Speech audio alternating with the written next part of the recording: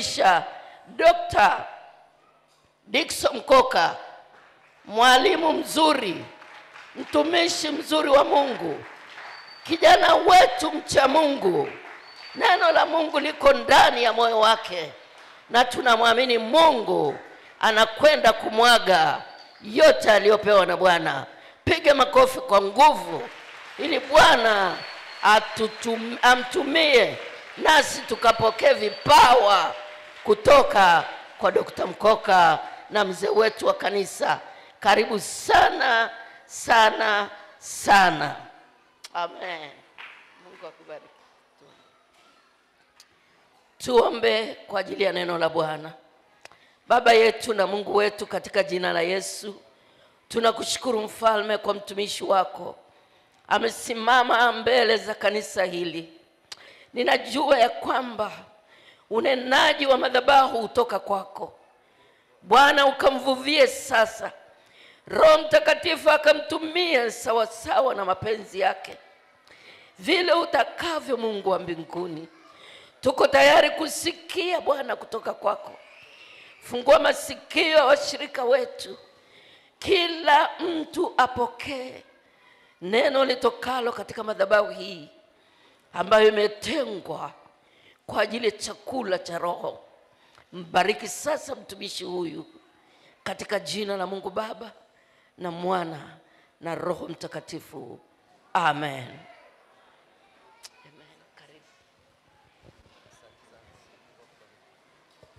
Asante sana mama. Basi tumshangilie tena Mungu, na niombe ukae tafadhali.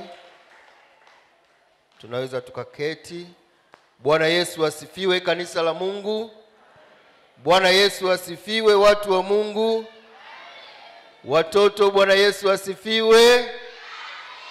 Amina. Basi wazazi tulioko hapa, walezi, watumishi wa Mungu ambao tuko ndani ya kanisa hili, lakini pia hata wale ambao wanatufuatilia katika mitandao ya kijamii.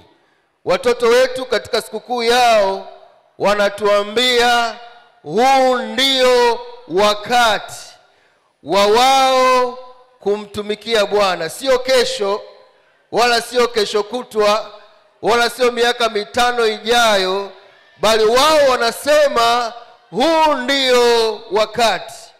Na wakati na tafakari na kuisikiliza kauli mbinu yao, nilimshukuru sana Mungu, kwa sababu baba askofu wakati ananipa maelekezo ya kusimama mahali hapa,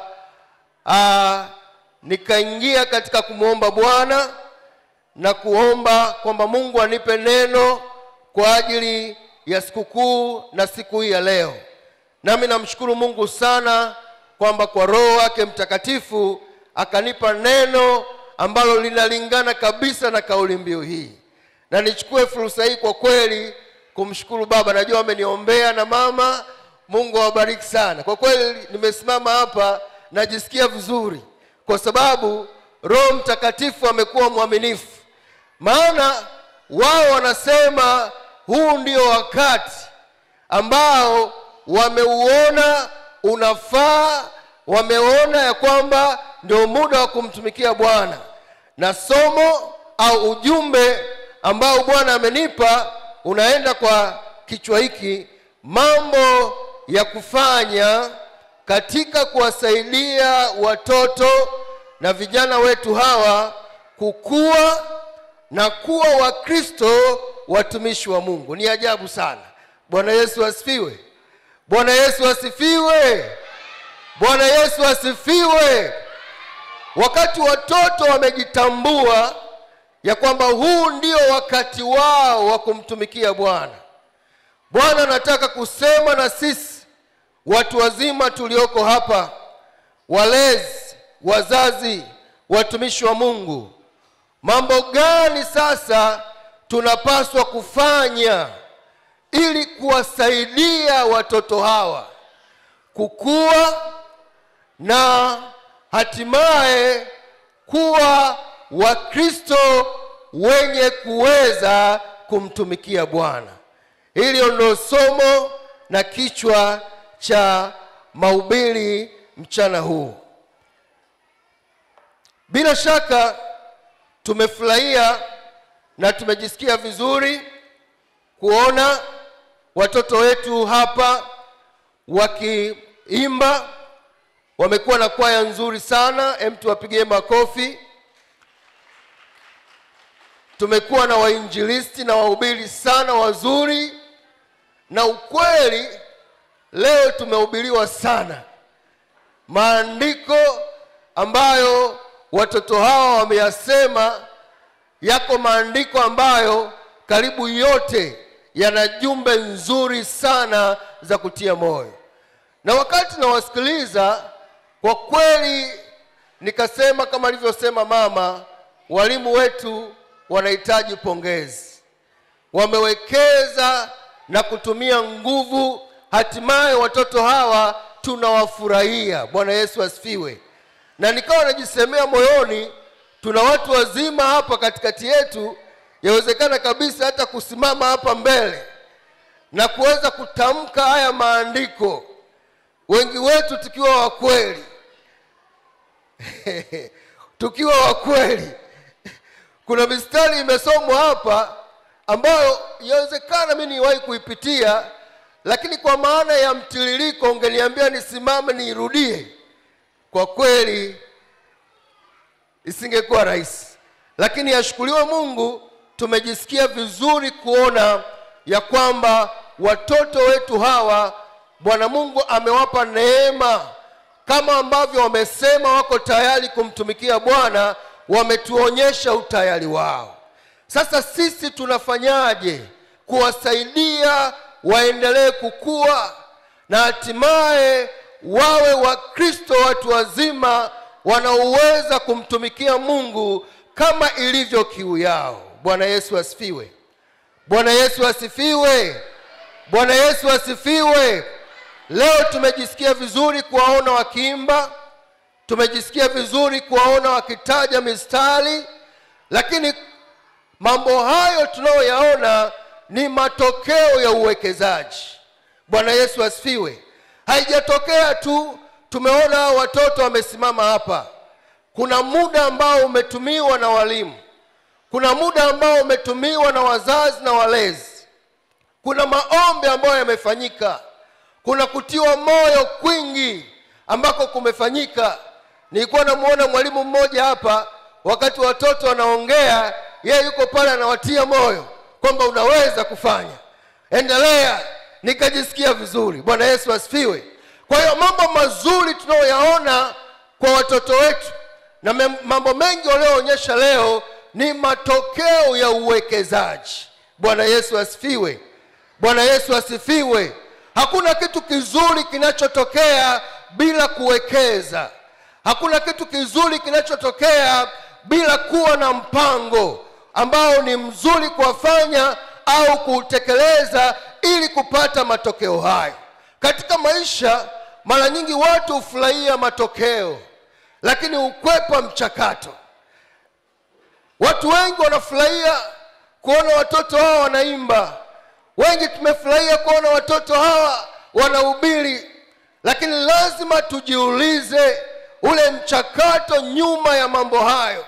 Na sasa kwa sababu watoto hawa wameshatutia moyo kwamba wao wanaona ni wakati wa kumtumikia Bwana, basi na sisi Bwana atupe neema tuingie katika mchakato, tuingie katika kuwatia moyo, ili baada ya miaka 3, baada ya miaka 5, baada ya miaka 10 tuwe na jeshi la watumishi wa Mungu walioweza kuupindua ulimwengu katika kizazi chao. Bwana Yesu asifiwe, kanisa la Mungu. Bwana Yesu asifiwe. Bila shaka kila mtu anatamani, ikitokea umeenda labda hospitali ukakutana daktari mcha Mungu mwenye huruma, bila shaka kila mtu anatamani, yawezekana umeenda labda sehemu fulani kutafuta huduma au hata kituo cha polisi ukakutana na askari pale mcha Mungu ambaye ana hofu ya Mungu.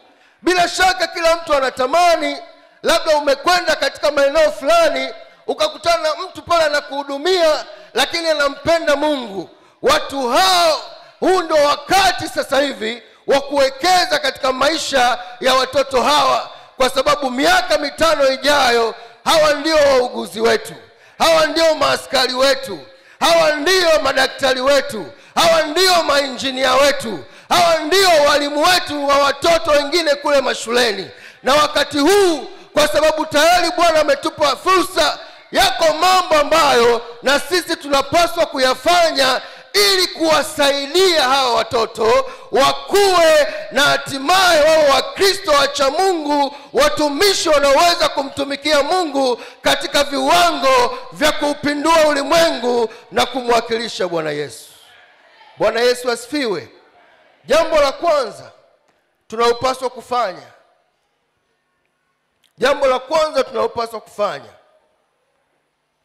ni kuendelea kuwalea ipasavyo, kama ambavyo tunasoma kwenye kitabu cha Mithali ile sura ya 22 na ule mstari wa 6.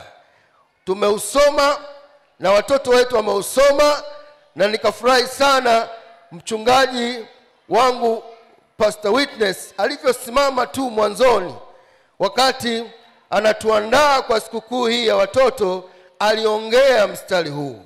Jambo la kwanza, tuwasaidiaje watoto hawa ili sasa waweze kukua na kuwa Wakristo wenye kuweza kumtumikia Mungu? Tuendelee kuwalea ipasavyo. Kitabu cha Mithali sura ile ya 22 na ule mstari wa 6 tutausoma tena. Maandiko matakatifu yanasema hivi. Mithali ile sura ya 22 mstari wa 6. Biblia inasema, mlee mtoto katika njia impasayo, naye hataiacha hata atakapokuwa mzee. Bwana Yesu asifiwe. Bwana Yesu asifiwe. Jambo la kwanza, tunapaswa kuendelea kuwalea watoto hawa katika njia iwapasayo. Na katika neno hili au jambo hili la kwanza, yako mambo mawili ya kuzingatia katika kuendelea kuwalea watoto hawa ipasavyo. Yako mambo mawili ya kuzingatia. Jambo la kwanza, lea ikiwa na maana ya kutunza.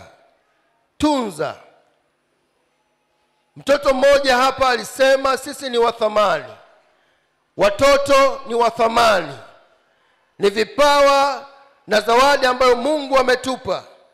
Katika kulea lazima tuingie katika jukumu la kutunza, na katika kutunza huko, namba moja, lazima tuwahudumie vizuri mahitaji yao. Watoto wanahitaji kula vizuri, wanahitaji mavazi, wanahitaji kupata elimu. Kwa hiyo katika kipengele cha kuwatunza, lazima mzazi, mlezi uweke mkakati wa kuwahudumia yale mahitaji yao. Lakini jambo la pili kwenye kutunza, kuna jambo la kuangalia, kufanya uangalifu. Kitu chochote cha thamani utataka ukiangalie, kwa maana ya kuwa makini kisiharibike, kwa sababu tayari ni cha thamani. Kuwa makini kisiweze kudhurika. Kwa hiyo katika kutunza ndani ya malezi, tunasema ni vizuri wazazi wakawa waangalifu, wakawa watu wenye kuwa makini na watoto wao. Na hii umakini lazima uwe katika upana. Uwe makini, mwanangu ndio ameenda shule, lakini huko shuleni kukoje? Yuko na akina nani? Marafiki zake ni wapi? Lakini zaidi ya hayo, kwenda mbali, hata kwenye hizi shule wanasomaje? Wanafundishwaje? Si vibaya na jambo jema hata mtoto anaporudi nyumbani kupata muda wa kumuuliza hayo maswali. Na si kumuuliza tu, kagua hata madaftari yake, kagua hata begi lake kwa nia nzuri tu. Yawezekana mtoto anakuaga anaenda kusoma, kumbe huko kwenye madaftari anaandika vibonzo, anaandika mambo ya ajabu. Kwa hiyo kwa sababu tunataka tuwalee watoto hawa wafike katika hali ya makuzi na kuwa watu bora, lazima ndani ya malezi kuwepo utunzaji, na katika utunzaji huo lazima mzazi awe mtu wa kumwangalia mtoto.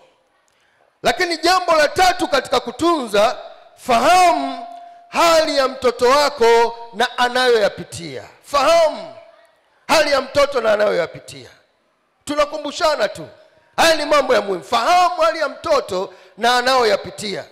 Lakini ndani ya kutunza, jambo la 4, fuatilia nyendo zake kwa ukaribu sana. Fanya ufuatiliaji wa zile nyendo.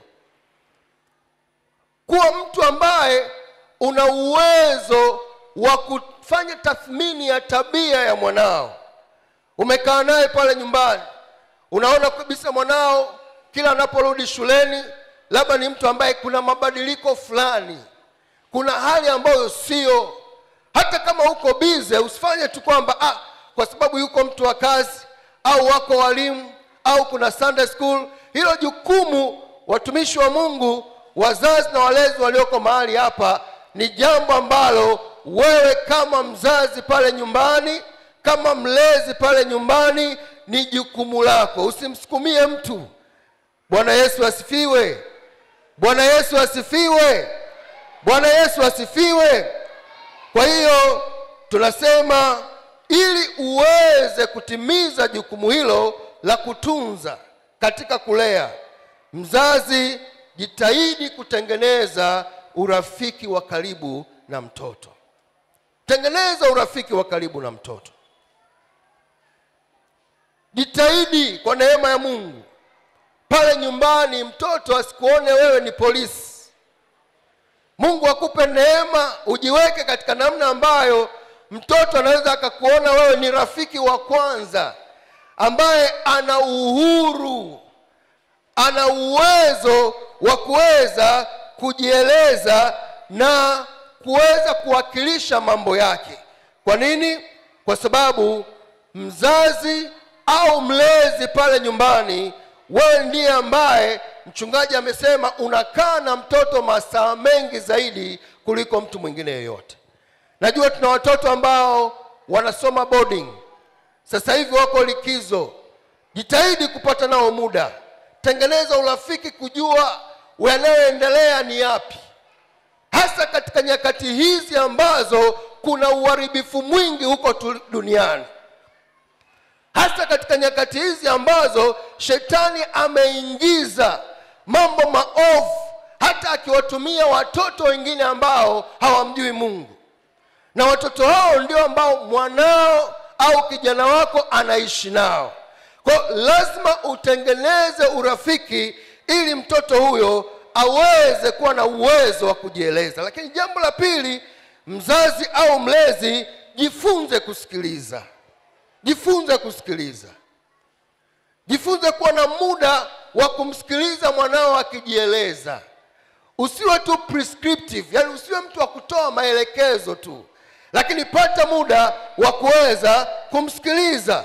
Na kama itatokea mtoto huyo amekuja na mambo magumu, wakati mwingine mtoto anaweza akakwambia mambo magumu, mambo mazito anayoyapitia ambayo yanaumiza moyo, Mungu akupe neema ya kutunza siri. Bwana Yesu asifiwe. Bwana Yesu asifiwe. Bwana Yesu asifiwe.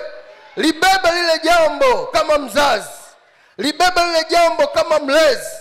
Weka mkakati wa kuliombea.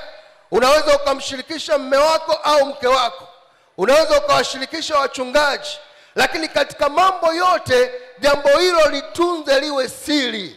Lisiwe jambo ambalo sasa limekuvuruga moyo mpaka linakuharibia mtazamo wako. Unapomwona ule mtoto pale nyumbani, unaona huyu kama ni balaa, na hata unavyoongea unaongea kama ni balaa. Tukifanya hivyo, hao watoto hawawezi tena kusema jambo lingine lolote kwetu, kwa sababu tayari tumeshatengeneza hali ya uadui. Bwana Yesu asifiwe. Lakini kwenu ninyi watoto, Bwana Yesu asifiwe. Bwana Yesu asifiwe. Bwana Yesu asifiwe. Watoto, Mungu amewapa wazazi waliookoka. Mshukuruni Mungu sana. Yanapokutana na mambo magumu pale shuleni, hata wakati mwingine pale nyumbani kwa majirani, unapokutana na vitu ambavyo vinaathiri maisha yako, jifunze kuwa wazi kwa mzazi. Na mzazi atakapokuelekeza, mzazi atakapokupa maelekezo, jifunze kuyapokea. Lakini jambo la kwanza, kuwa wazi kwa mzazi, kuwa wazi kwa mlezi wako pale nyumbani, kwa sababu lazima ujue ya kwamba pamoja na kwamba utakutana na watu wengi ambao unakutana nao, bado wazazi wako ndio watu wanaokupenda na kukuthamini, yawezekana kuliko mtu mwingine yeyote. Wanajua ile uchungu wako kuwepo. Kwa hiyo wanayo haki na wanatamani kuona ya kwamba unaendelea vizuri na unasimama vizuri. Bwana Yesu asifiwe. Haleluya, kanisa la Mungu. Nimesema jambo la kwanza, tunawasaidiaje watoto hawa ili waweze kukua na kuwa watumishi wa Mungu? Tuendelee kulea. Na katika kulea ipasavyo, kipengele A, tunza vizuri. Bwana Yesu asifiwe. Jambo la B katika kulea, fundisha watoto. Fundisha watoto. Fundisha watoto. Wazazi tuko pamoja? Walezi tuko pamoja? Amina. Hata wale wanaotufuatilia kwenye mtandao, funza mtoto vizuri. Katika kufunza kuna kuelimisha. Pata muda wewe kama mzazi na mlezi kuwa mwalimu pale nyumbani. Mwelimishe mtoto. Kaa na tenga wakati. Hata unaweza ukawa na mambo yako ambayo umeorozesha kwamba katika likizo hii, pamoja na mambo mengine mengi ambayo nitakuwa nayo, lakini nitapata nafasi ya kuwafundisha watoto wangu. Kama ni mambo ya kijamii, wafundishe kazi, wafundishe heshima, wafundishe nidhamu. Weka somo kabisa hata la kuwakaribisha wageni. Maana nyumbani na kwenye familia ndiyo darasa la kwanza ambalo ni la muhimu katika maisha ya watoto. Haleluya. Haleluya. Pata muda wa kutoa elimu. Wafundishe elimu ya afya, wafundishe elimu ya kimaisha, wafundishe elimu ya kijamii. Waelimishe. Usiseme tu kwamba shuleni wameshafundishwa, mtaala wao na mambo haya na haya ni sawa. Lakini mtu mmoja, mtumishi wa Mungu, kijana wangu mmoja akaniambia kwamba ukweli, neno la mzazi nyumbani, neno la mlezi nyumbani lina nguvu kuliko la mtu mwingine yeyote. Bwana Yesu asifiwe. Lakini namba 2, huwa linaacha kumbukumbu isiyo ya kawaida katika maisha ya mtoto. Isiyo ya kawaida. Isiyo ya kawaida. Mimi kuna mambo katika utu uzima wangu huu huwa nayakumbuka kutoka kwa mama yangu, na namshukuru sana kwa malezi yake. Bwana Yesu asifiwe. Kuna jambo aliwahi kunifundisha ambalo mpaka leo siwezi kulisahau. Aliniambia, mwanangu, chakula tunakipata kwa gharama. Hata siku moja unapokula usitupe chakula. Yaani mpaka kwenye utu uzima huu, hata kama nikienda hotelini nikanunua chakula, niko mezani, kubakiza, kutupa, nakumbuka neno la mama. Kwa hiyo pata muda kuwa mwalimu pale nyumbani kwa watoto wako. Tenga muda, andaa masomo kabisa. Muombe Mungu kwamba likizo hii wanangu wamefika, nitawafundisha heshima, nitawafundisha namna ya kupokea wageni, nitawafundisha namna ya ustaarabu, nitawafundisha mambo ya kazi, na hatimaye mtoto anayapokea. Na usivunjike moyo hata kama wakati unafundisha unaona mtoto anakuangalia makengeza, lakini wakati wa utoto ni muda ambao akili inaweza ikapokea hata kama hakutazami usoni. Haleluya, haleluya. Lakini katika kufundisha, pata muda wa kufunda. Kuna mambo si ya kufundisha, ni ya kufunda, ya kumwita mtoto chumbani au kwenye chumba pembeni, kamwambia huu ni upumbavu, huu hatufanyaji hivi, hili jambo lolifanya ni jambo baya. Labda wamepigana, wamekorofishana au katukana, mwite pembeni, mwambie sisi watu tuliookoka hatutukani. Mfunde, na kama kuna namna ya kumpa adhabu, mpe adhabu akiwa peke yake. Bwana Yesu asifiwe, Bwana Yesu asifiwe. Lakini tenga muda, mfunde. Na katika kipengele cha kufundisha, najua wazazi wengi na walezi wengi hayo mambo ya juu tumefanya vizuri. Hem, tujipigie makofi. Haleluya, haleluya. Lakini nataka pia nikukumbushe wewe kama Mkristo, pata muda mfundishe imani. Pata muda mfundishe imani. Tunamshukuru Mungu sana kwa ajili ya idara ya watoto na wanafunzi. Mwalimu wetu Chris na timu yako, Mungu awabariki. Mchungaji Witi katuambia, lakini wanakaa nao Jumapili na siku za makambi tu. Muda mwingi wako nyumbani. Watumishi wa Mungu hawa, hata kama wangekuwa na syllabus ya kutosha, muda usingeliwatoshea kuwafundisha mambo yote ya imani. Lakini leo hii nataka nikutie moyo mzazi, nataka nikutie moyo mlezi. Mradi kwamba mtoto yuko nyumbani kwako, tenga muda mfundishe mambo ya imani. Bwana Yesu asifiwe, Bwana Yesu asifiwe. Mungu akupe neema uwe kama Eunice mama yake Timotheo. Mungu akupe neema uwe kama Lois bibi yake Timotheo, ambayo maandiko yanatuambia kwenye kitabu kile cha Wakorintho cha Timotheo sura ya 2 na ule mstari wa 1, Timotheo wa 2 sura ya 1 mstari wa 5 na wa 7. Paulo anasema, anamwambia Timotheo, na ikumbuka imani yako ambayo haina unafiki, imani ambayo ilikuwepo kwa bibi yako na kwa mama yako Eunice, nami najua hata wewe unayo. Maana ni nini? Huyu Timotheo alikaa na mama yake Eunice, akamfundisha imani, akamfundisha fundisho. Mungu ni nani? Mungu wetu ni yupi? Sisi ni wakina nani? Tunamchaje Mungu? Timotheo katika udogo ule akaipokea imani na akakuwa nayo. Bwana Yesu asifiwe, Bwana Yesu asifiwe.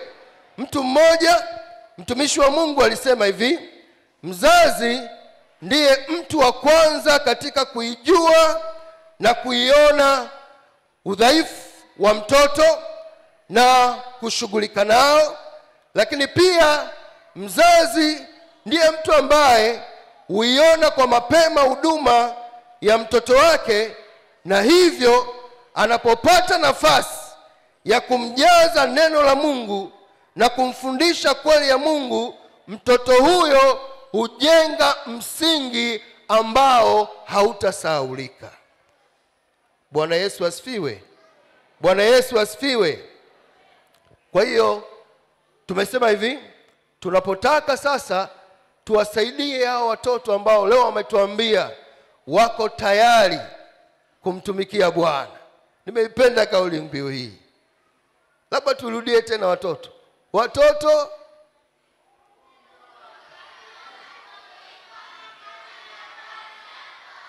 watoto.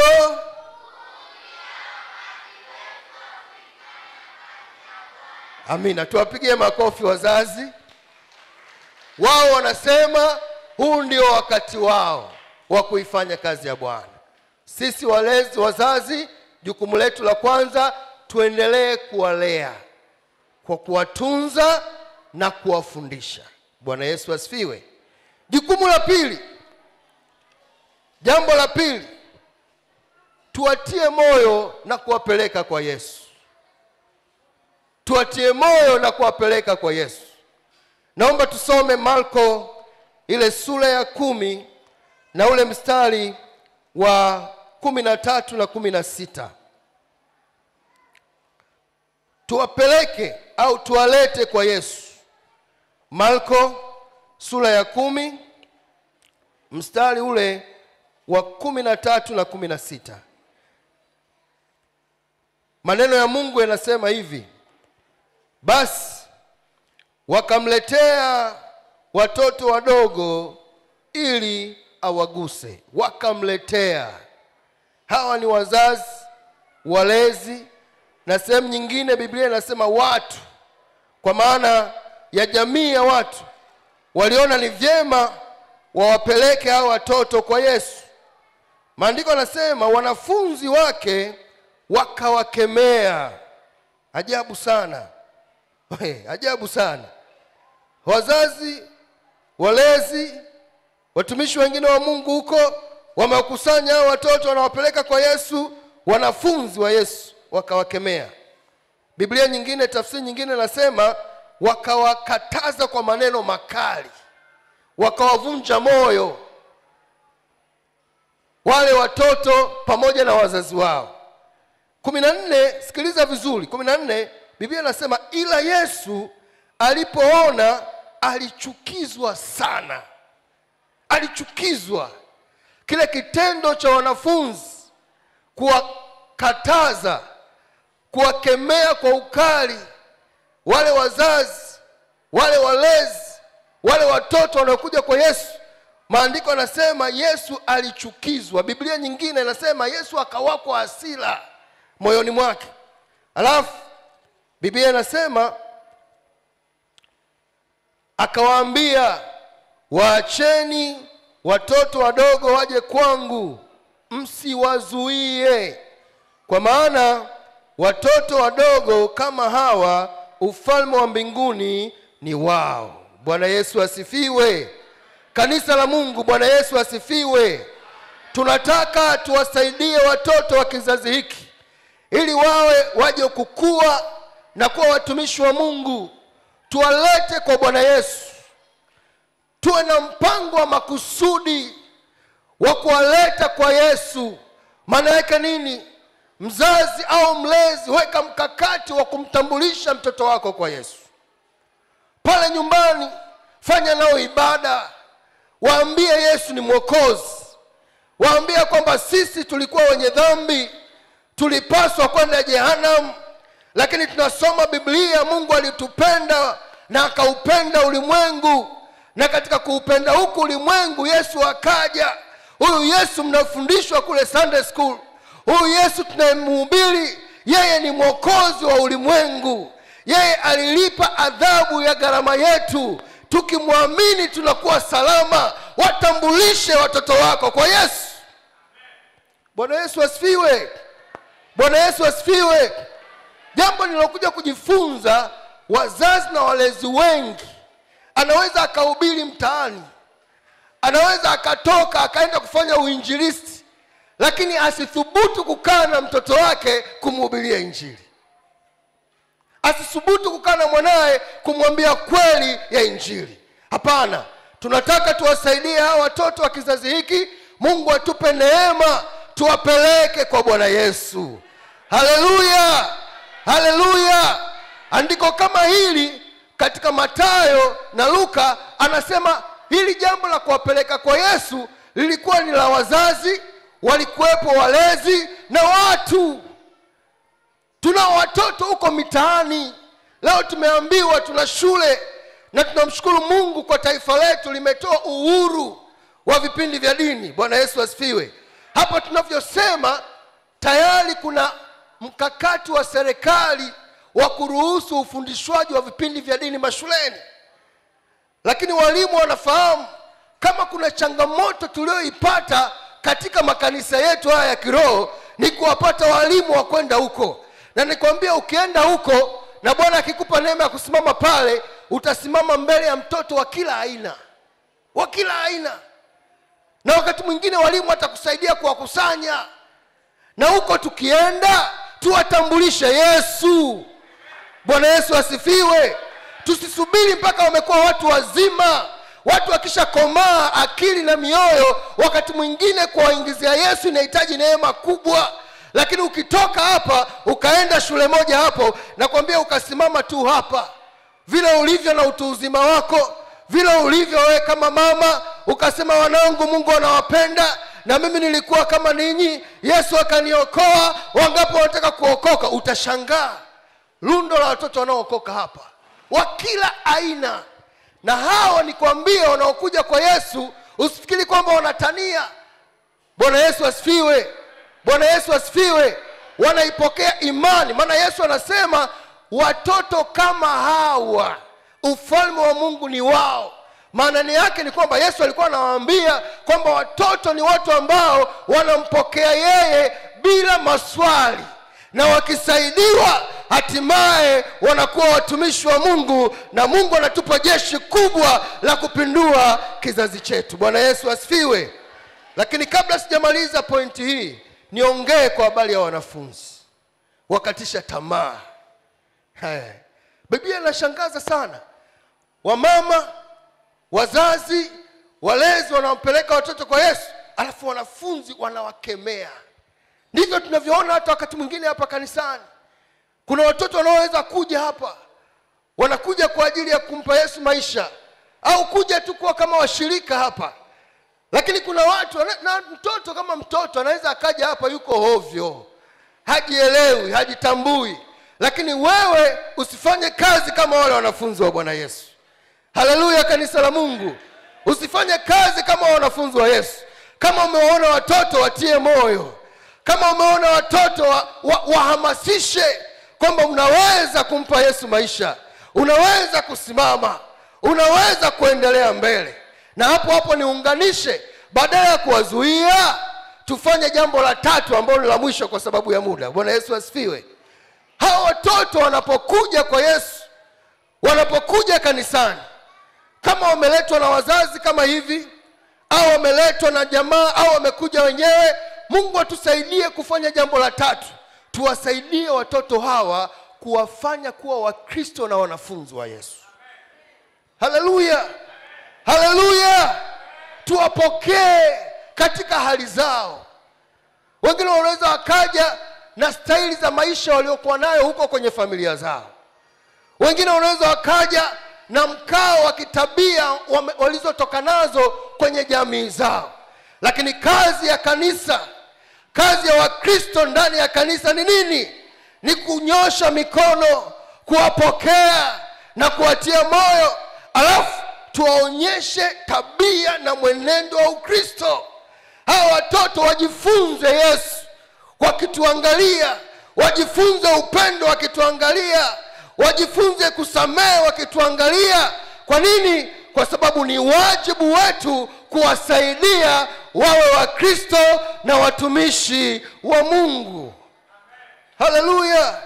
Wakija kwenye vyombo hapa, usianze kuambia wewe mbona unapiga vibaya, mbona umekaa vibaya. Watieni moyo Dickson. Wakija kwenye praise, wengine wanapenda kuimba. Inawezekana kweli amekaa katika lakini wana vipawa, wana huduma. Bwana Yesu asifiwe. Wana mambo wanataka kumtumikia Mungu. Wameshatuambia useme wewe mbona umekaa ovyo ovyo. Hapana, shuka chini. Kama ifanya jambo baya, hayuko vizuri, fanya kama Paulo alipokwenda kwenye nyumba ya Eunice akakutana na Timotheo. Bila shaka alimkuta kwenye ibada, labda fahamu wana theolojia wanajua. Lakini maandiko yanasema kwenye mambo kwenye Matendo ya Mitume ile sura ya 16, Paulo alipoingia Listra kwenye nyumba ya Eunice, akamwona huyu kijana Timotheo. Akaona huyu kijana si kwamba alikuwa ameshakuwa kiroho, kwa sababu ukisoma vizuri habari ya Timotheo anaonekana alikuwa na mapungufu mengi. Alikuwa muoga, ndio maana Paulo anamtia moyo. Yawezekana alikuwa hawezi kusema, na yawezekana pia alikuwa hana heshima. Maana Paulo anamwandikia namna ya kuheshimu wazee, kuheshimu watu wazima. Alikuwa si kwamba yuko kwenye viwango vya kufaa, lakini maandiko yanasema Paulo alichukua akamtahiri ili aweze kufaa. Bwana Yesu asifiwe. Bwana Yesu asifiwe. Tuwapokee watoto hawa. Kama yako mambo ya kuwatahiri, tuwatahiri. tuambie hatuvai hivi, hatukae hivi, hatufanyi hivi, lakini baada ya muda na kuatia moyo, Bwana atawasimamisha kama kundi kubwa lenye kumtumikia Mungu. Ninaomba tusimame pale tulipo tafadhali. Alafu wakati huu tunapomaliza, wewe kama mzazi, yawezekana umepitia kwenye wakati mgumu wa malezi. Yawezekana kuna namna ambayo umevunjwa moyo, lakini tunataka tumwombee Mungu kwa muda huu mfupi ya kwamba Bwana atupe neema kama kanisa la Mungu. Bwana atupe neema kama watu wa Mungu. Watoto hao wametuambia, wanadai, wanatamani, huu ni wakati wao kumtumikia Bwana. Sisi ni wajibu wetu kuendelea kuwalea. Ni wajibu wetu kuwaleta na kuwatambulisha Bwana Yesu. Ni wajibu wetu kuwafanya kuwa wanafunzi, na hatimaye watakuwa jeshi kubwa la baraka. Tutawaona hapa wachungaji, tutawaona hapa wazee wa kanisa, tutawaona hapa waimbaji wa Victory na Revival na Sayuni, tutawaona hapa praise leader, tutawaona hapa mabenka wacha Mungu, kwa sababu kanisa, wazazi, walezi wamewekeza katika kuwatia moyo na kuwasaidia. Ninaomba tu dakika moja, wewe kama mzazi, tujiweke mbele za Mungu. Kama kanisa tumwambie Bwana tusaidie, tupe neema ya kusimama katika majukumu haya. Tupe neema ya kuweza kutekeleza majukumu haya, ili hatimaye tuweze kutengeneza na kuwa mchango wa baraka katika kizazi hiki. Kwa dakika moja mwambie Bwana kwa nafasi yako. Na wewe mtoto, mwambie Bwana nisaidie, wazazi wanaponielekeza niwe mwelekevu, niwe mtu mwenye kuwaheshimu, niwe mtu mwenye kuwajali wanachoniambia, kwa sababu usalama wako wewe mtoto unategemea sana ile namna ambavyo Bwana atakupa neema ya kuwa na moyo wa uelekevu. Baba, katika jina la Yesu tunajiweka wakfu tena kama wazazi, kama kanisa, kama walezi, kwa ajili ya huduma hii nyeti nzito ya kuwatia moyo na kuwasaidia watoto wa kizazi hiki ambao Bwana umewaweka katika mikono yetu, ili Bwana waweze kukua katika kujua wewe Mungu wa kweli, na kufanyika kwa wanafunzi wanaweza kusimama kwa ajili ya utumishi.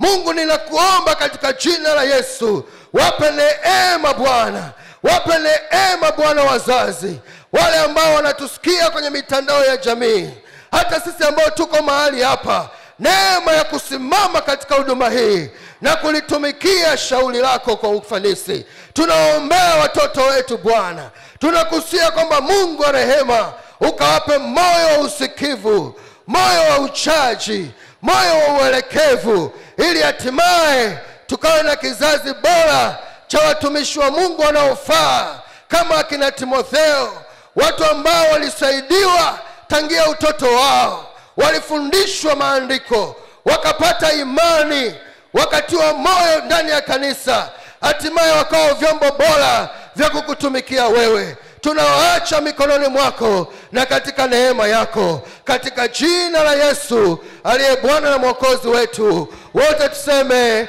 amen. Karibu mchungaji.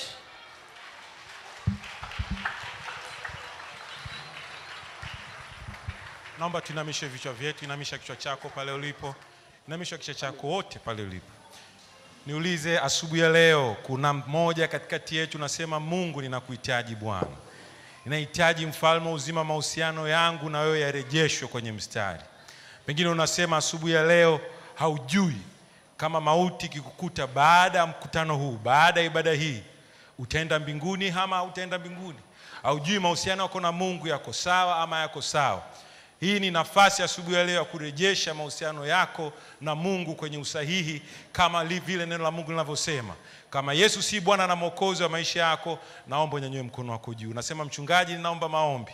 Mahubiri yote yaliyopita mahali hapa asubuhi ya leo, dakika hizi 40, kama Bwana Yesu si Mwokozi wa maisha yako, huu ni upepo, hii ni taarifa ya habari, haya ni matangazo ya mpira. Lakini kama Yesu ni Bwana na Mwokozi wa maisha yako, basi unao nafasi ya kurekebisha, unao nafasi ya kuwa na siku njema, unao nafasi ya kuwa na ushindi kwenye maisha yako.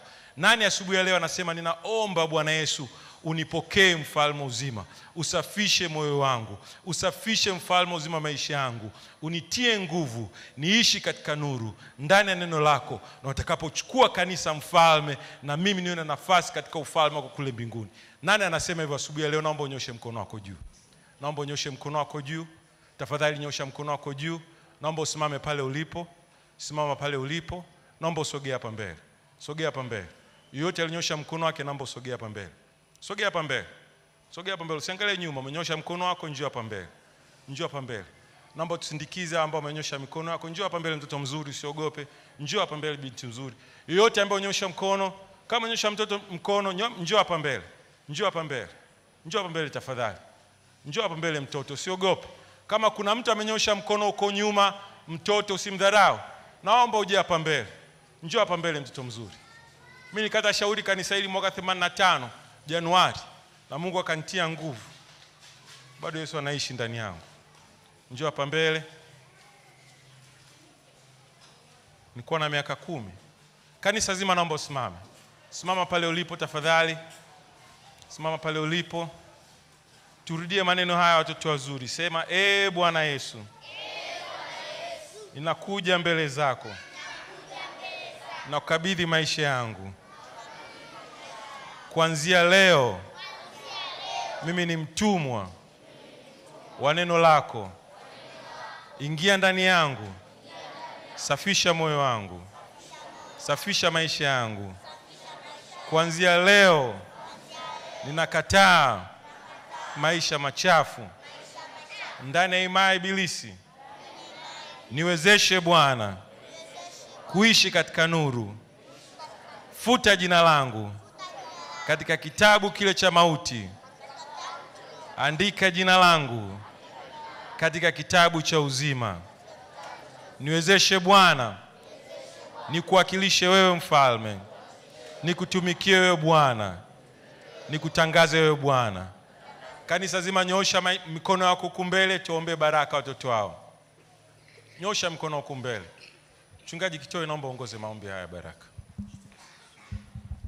Baba mtakatifu, mwenye nguvu na mamlaka, asante Bwana kwa ajili ya watu wako ambao wamekukiri wewe na kukuamini kwa Bwana na Mwokozi wa maisha yao.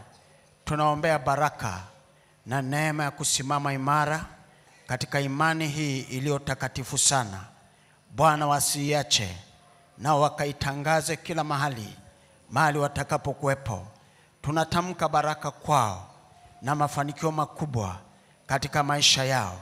Utukufu wako Bwana wafunike, na nguvu za Roho Mtakatifu zikae katika maisha yao siku zote, na uzima wako Bwana uwe katika utu wa ndani na katika viungo vya miili yao. Bwana, ukiponya na magonjwa yote. Tunakataa nguvu za giza na mapepo na magonjwa yote kwenye miili yao. Tunakataa katika jina la Yesu. Tunatamka baraka na ulinzi kwao katika jina la Yesu Kristo. Tunaomba na kushukuru. Amen. Naomba tukae. Hongera sana Mwalimu Chris pamoja na idara nzima watoto. Hongereni wazazi ambao mlihakikisha watoto wanashika mistari huko nyumbani. Hii ni kazi nzito kweli kweli. Mungu awabariki sana sana sana walimu wazuri wa idara hii. Nikutie moyo mzazi, hebu tufanye sehemu yetu. Walimu wanafanya kwa masaa 2-3 hapa Jumapili. Isiishie tu kuwanunulia watoto wetu t-shirt. Tuwatie moyo kusoma neno. Wangapi wazazi walioko hapa watasoma maneno ya Mungu na watoto wao? Nataka kila mzazi